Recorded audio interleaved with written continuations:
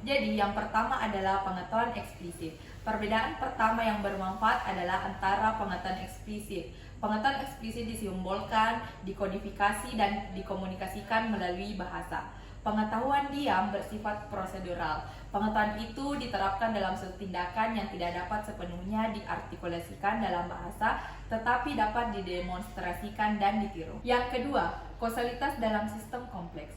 Teori perubahan yang disengaja atau ATC yang dikembangkan oleh Richard Boyd Atziz. ATC merupakan salah satu wujud proses transformasi kesadaran melalui praktik keterhubungan.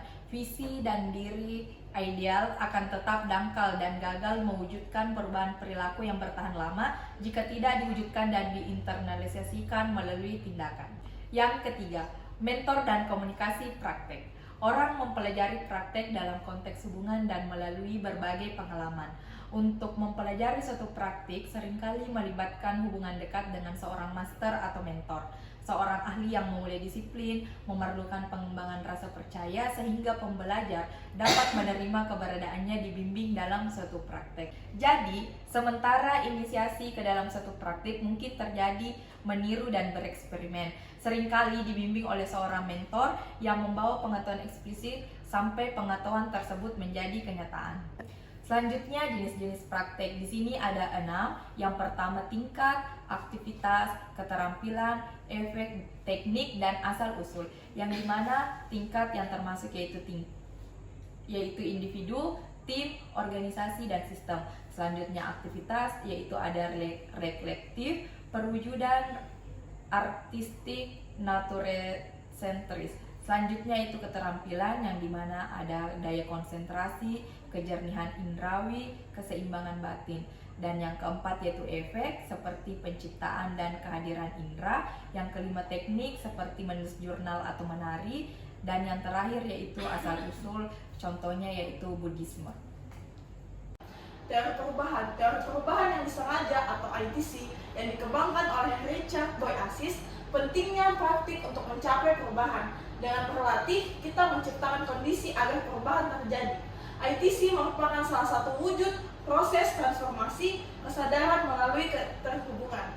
Perbedaan praktik konstitusi dan praktik tersebar adalah kalau praktik konstitusi, praktik yang berada dalam domain sosial atau teknis bisnis tertentu, seperti praktik medis bisnis, sedangkan praktik tersebar adalah terjadi di dalam dan seluruh domain dan mencakup praktik seperti bertanya, apresiasi, dan perhatian.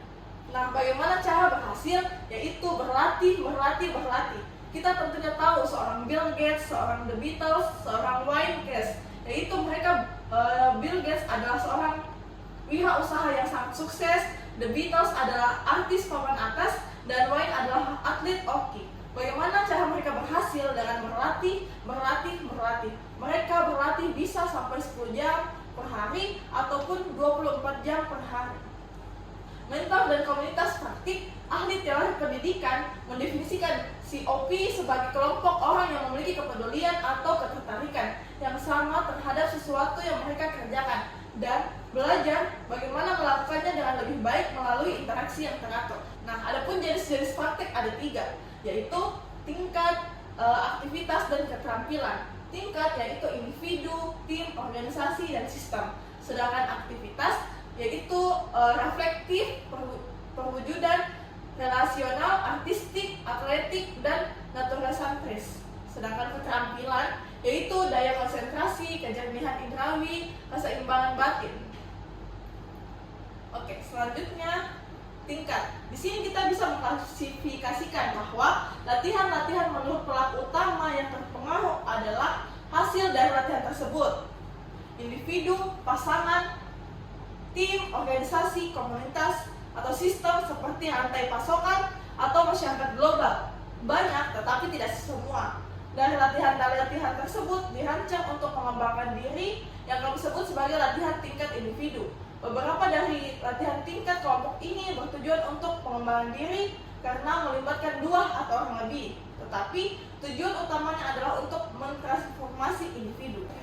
Sense making and presencing. Cartwright mendefinisikan secara formal sebagai pengembangan retrospektif yang sedang berlangsung dari gambaran-gambaran yang meskipun masuk akal yang merasionalisasi apa yang orang lakukan. Meskipun sense making secara bergantian digambarkan sebagai aktivitas sosial dan upaya berbasis bahasa untuk menciptakan keteraturan melalui dialog dan narasi, ciri khas yang membedakan untuk tujuan kita adalah bahwa hal tersebut melibatkan modus keberadaan kita yang bersifat analitis kognitif. Kehadiran praktik-praktik sangat penting bagi para pemimpin kuantum karena kehadiran memperkuat kemampuan intuitif langsung yang telah disebut sebelumnya, melibatkan perspektif holistik langsung dan terkandung, bukan penarahan analitik dan kognitif. Para filosof yang diakui dalam teori kuantum yaitu ada beberapa filosof, diantaranya David Wittgenstein, di mana seorang filosof bahasa yang mengatakan there of and cannot speak, there one must be silent, di mana bahasa alat yang sangat terbatas untuk merujuk pada aspek-aspek tertentu dan realitas. Yang kedua, Daniel Kahneman, di mana seorang psikolog Amerika Serikat yang sempat menerima hadiah Nobel dalam bidang ekonomi. Beliau mengusulkan tentang dua cara berpikir, yaitu dalam buku berjudul Thinking Fast and Slow, di mana diartikan dalam sistem 1, sistem 2 atau cepat dan lambat. Yang ketiga, David Bohm dan David Pett, di mana seorang fisikawan teoritis Amerika yang menyumbangkan ide-ide inovatif dan yang tidak lazim lagi, yaitu tentang teori kuantum, filsafat dan budi dan neuropsikologi. Sekarang sedikit tentang Daniel Kahneman itu, di mana dia memiliki sistem 1 yang bersifat asosiatif, holistik, otomatis, cepat, dan paralel.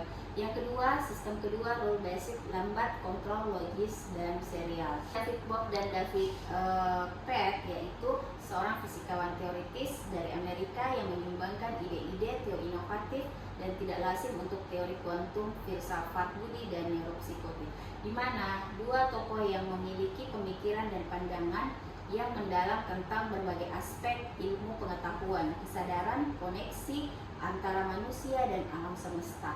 Mereka membahas konsep presensi di dalam konteks pemahaman yang lebih luas tentang realita dan interaktif manusia dengan alam semesta. Praktek presensi, mereka mengaitkan konsep ini dengan cara berhubungan dengan dunia dan satu sama lain, diantaranya dialog, presensi, konektivitas, dan pemahaman holistik.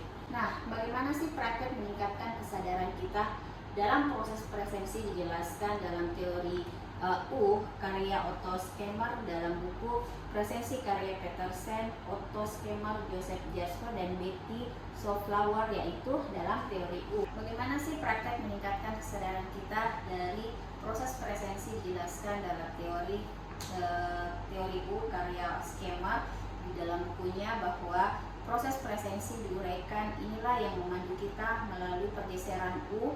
Kita belajar untuk melihat penglihatan kita, dengan kata lain untuk menuju kita lebih sadar akan pola pikir yang membentuk siapa sih kita dan bagaimana kita bertindak. Praktek quantum leadership itu ada berbagai hal, yaitu konektivitas, kecerdasan emosional, kreativitas dan inovasi, pengambilan keputusan yang kolaboratif, fleksibilitas, dan peningkatan kesadaran. Dari praktek kepemimpinan kuantum yaitu pendekatan kepemimpinan yang lebih modern dan holistik yang mencakup pemahaman tentang bagaimana dunia dan organisasi beroperasi dalam era yang semakin kompleks dan berubah.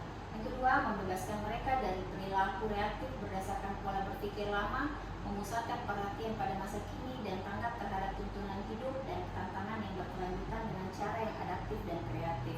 Yang ketiga, praktek-praktek ini membawa kita keluar dari treadmill dan kembali ke jalur menuju kemajuan. Terima kasih sudah menonton video kami. Thanks for watching!